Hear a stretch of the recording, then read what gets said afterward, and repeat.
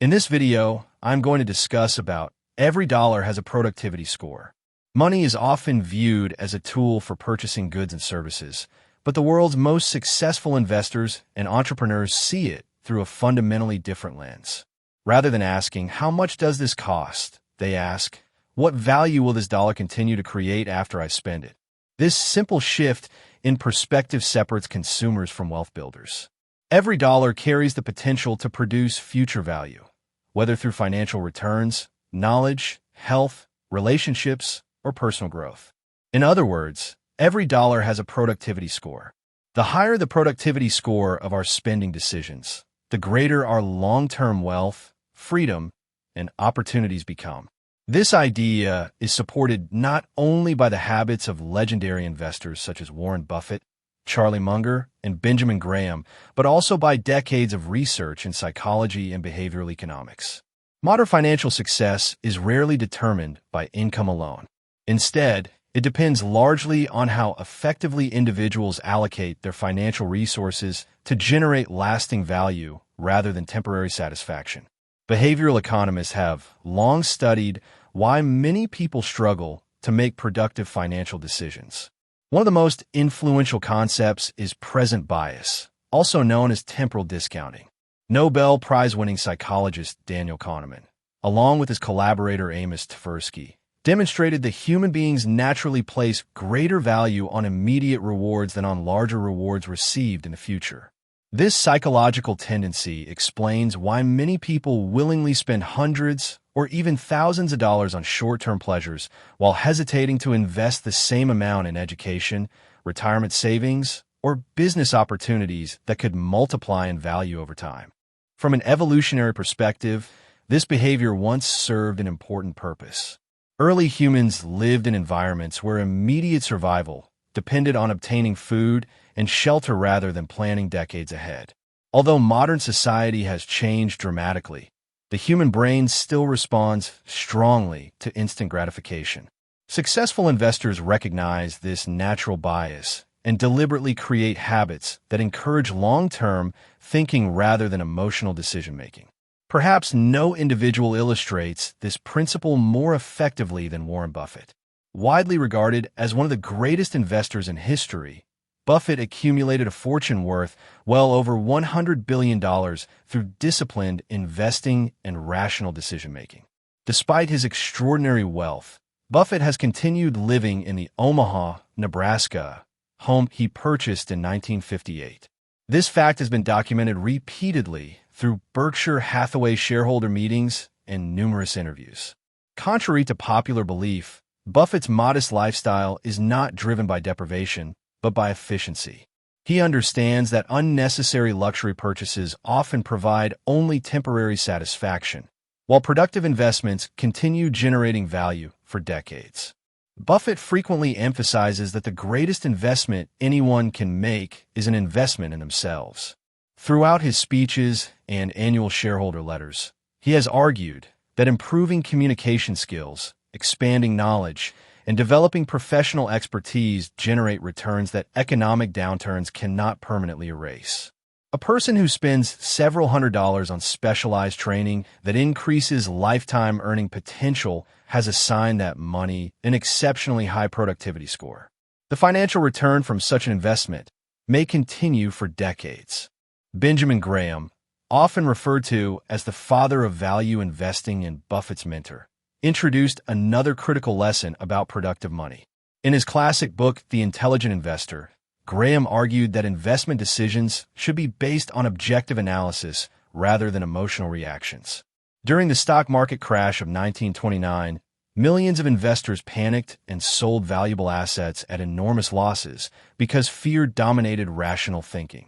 Graham responded by developing a disciplined investment philosophy that focused on intrinsic value instead of market emotion. One of Graham's most famous educational concepts is the fictional character Mr. Market. He asked investors to imagine a business partner who offers to buy or sell shares every day at wildly different prices depending on his mood. Some days Mr. Market is optimistic and offers excessively high prices. Other days he becomes pessimistic and offers prices far below a company's actual value. Graham explained that intelligent investors should use Mr. Market's emotional fluctuations as opportunities rather than allowing those emotions to influence their own decisions. This lesson extends beyond investing. Every financial decision should be evaluated according to the long-term value it creates rather than the emotions experienced at the moment of purchase. Charlie Munger, Buffett's longtime business partner, expanded this philosophy by focusing on incentives and continuous learning. Munger often remarked, "Show me the incentive, and I'll show you the outcome."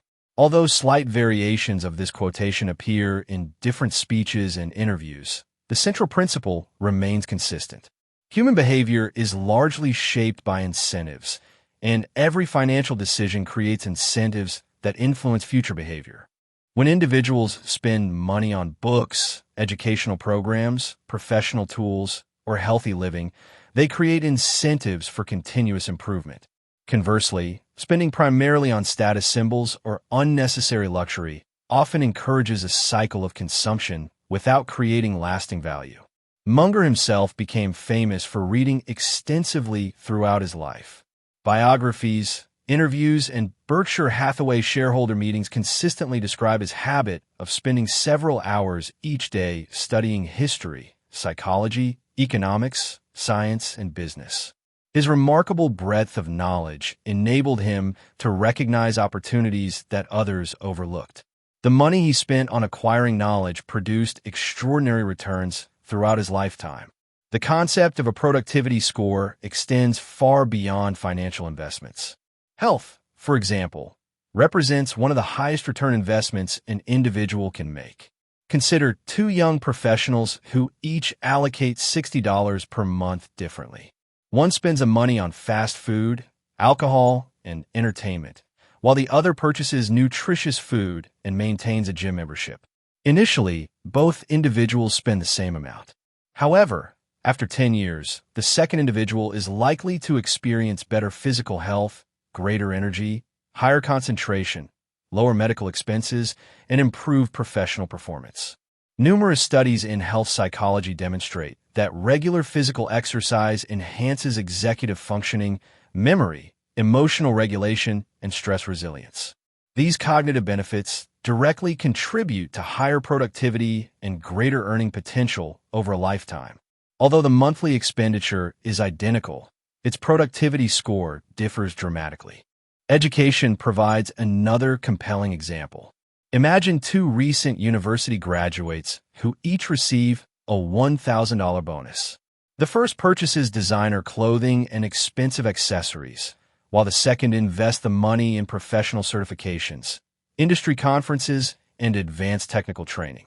5 years later, the clothing has depreciated completely, whereas the acquired skills may have resulted in promotions, salary increases, and expanded career opportunities worth tens of thousands of dollars.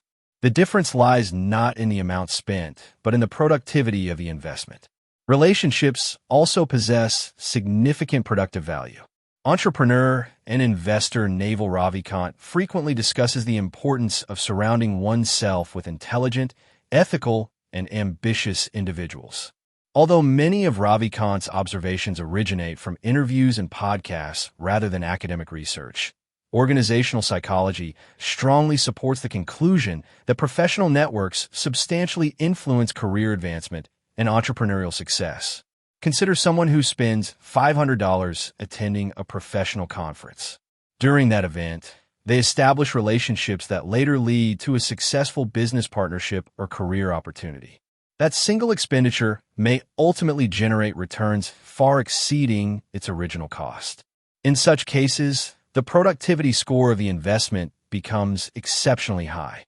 Robert Kiyosaki popularized another useful distinction through his best-selling book Rich Dad, Poor Dad: The Difference Between Assets and Liabilities. Although some economists criticize portions of Kiyosaki's financial advice and simplified terminology, one practical lesson remains valuable. Assets generally generate income or appreciate in value, while liabilities typically require ongoing expenditures. A productive financial mindset asks whether a purchase will continue creating value after the transaction is complete. Equipment used to generate freelance income, productive software, or investment assets often continue working long after they are purchased.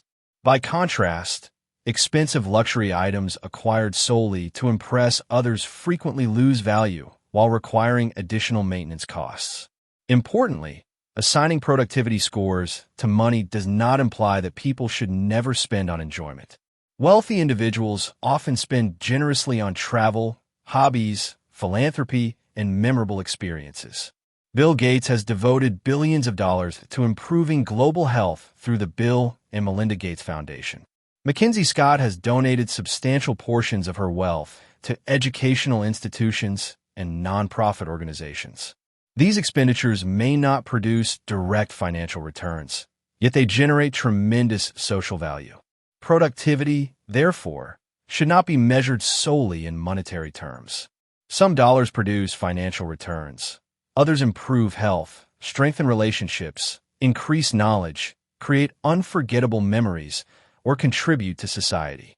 Psychologists have identified another important concept, known as the hedonic treadmill. Researchers Philip Brickman and Donald Campbell proposed that people rapidly adapt to improvements in material possessions, causing the happiness gained from luxury purchases to diminish surprisingly quickly. A new smartphone, expensive watch, or luxury vehicle often produces excitement for only a short period before becoming ordinary.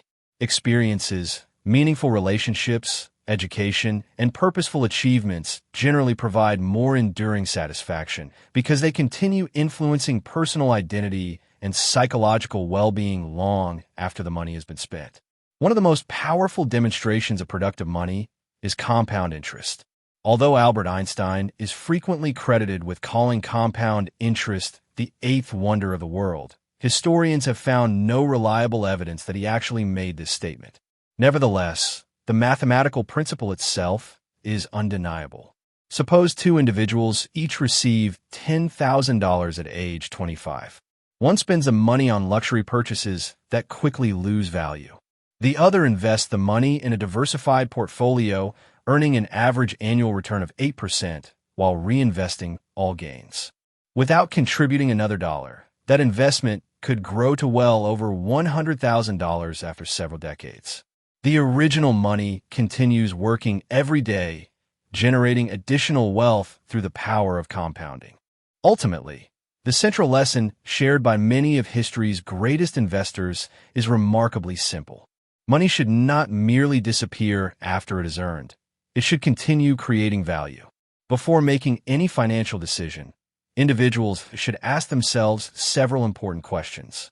Will this purchase increase my future earning potential? Will it improve my physical or mental health? Will it strengthen valuable relationships? Will it enhance my knowledge or skills? Will it create meaningful experiences or contribute positively to society?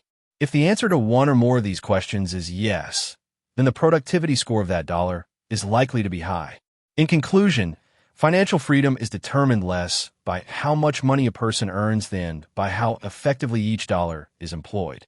Warren Buffett, Charlie Munger, Benjamin Graham, and many other successful investors demonstrate that wealth is built through disciplined, intentional decisions repeated consistently over time.